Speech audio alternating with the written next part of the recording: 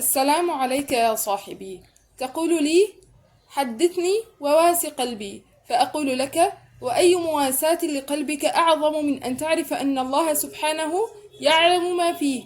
فإن جهل الناس فضلك وإن قالوا فيك ما ليس فيك، فما حاجتك إلى محام يدافع عنك وأنت بالأساس لست متهما؟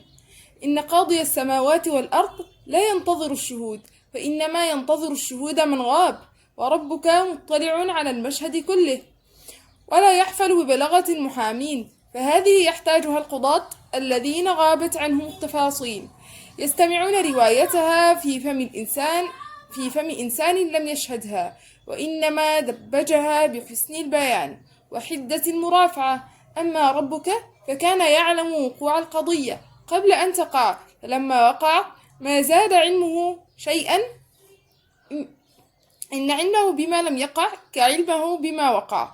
فأصلح قلبك، فإنه موضع نظره سبحانه، وإنه ناظر إليك وجازيك عما فيه، لا عما يقوله الناس ولا عما تقوله أنت يا صاحبي. إن الله لا يخدع، فهو لا يرانا من أعلى فحسب، وإنما يرانا من الداخل يا صاحبي، فتأملها جيدا. عندما كان ابن سلول يصلي الفجر في المسجد خلف النبي صلى الله عليه وسلم، كان بعض الناس قد خدعوا بتقواه، أما ربك فكان يصدر حكمه: إن المنافقين في الدرك الأسفل من النار. وعندما اتهمت الصديقة بنت الصديق عائشة في عرضها، خدع بعض الناس بالتهمة ونالوا من عرضها، أما ربك فأنزل البراءة قرآنا يتلى إلى يوم القيامة، شتان بين قلب وقلب وإن اختلفت المواقف. يا صاحبي، جاء أعرابي من البادية، واحد مجهول مغمور في سواد الناس، لا يعرفه من الصحابة أحد، فبايع النبي صلى الله عليه وسلم على الجهاد والهجرة. ثم كانت غزوة خرج فيها هذا الأعرابي في غمار من خرج ذودا عن لا إله إلا الله، ومن الله على المسلمين بالنصر، وقسم النبي صلى الله عليه وسلم الغنائم بين أصحابه، وكان هذا الأعرابي غائبا، فترك النبي صلى الله عليه وسلم له نصيبه. فلما حضر قيل له: ترك لك النبي صلى الله عليه وسلم هذا. فجاءه فقال له: يا رسول الله صلى الله عليه وسلم، ما هذا؟ فقال له صلى الله عليه وسلم: قسمته لك. فقال: ولكن ما على هذا اتبعتك، ولكن اتبعتك على أن أشار إلى رقبته فأموت وأدخل الجنة. فقال له النبي صلى الله عليه وسلم: إن تصدق الله يصدقك.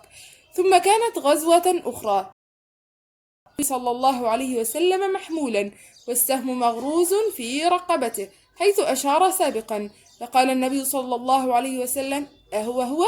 فقالوا: نعم يا رسول الله صلى الله عليه وسلم. فقال: صدق الله فصدقه الله. ثم كفنه في عباءته وصلى عليه ودعا له، وكان مما سمعوا من دعائه يومها: اللهم هذا عبدك خرج مهاجرا في سبيلك فقتل شهيدا وأنا على ذلك شهيد. يا صاحبي، لا أعرف لك مواساة خيرا من هذه. رجل مجهول لا يعرف الصحابة اسمه، ولم تكتب كتب السيرة شيئا عنه، فبقي مجهولا بعد موته، فما ضره ألا نعرفه أنا وأنت، يكفي أن الله يعرفه، وإن جهلناه فلا عليك يا صاحبي، لا عليك. قد وقعت في يد الله قبل أن يقولوا: وقم من الليل ما وسعتك همتك وحملتك قدماك. فإن قيل فاتر في العبادة فقد علم الله حرارة دمعك قبل أن يقولوا وصمت طوعا. فإن قيل لا يعرف إلا رمضان فقد علم الله ظمأ الحنجرة قبل أن يقولوا. يا صاحبي، إن المرء لا يؤتى إلا من قبل قلبه، فإن لم تؤت من هناك فلن يضرك شيء ولو وقعت السماء على الأرض. والسلام لقلبك.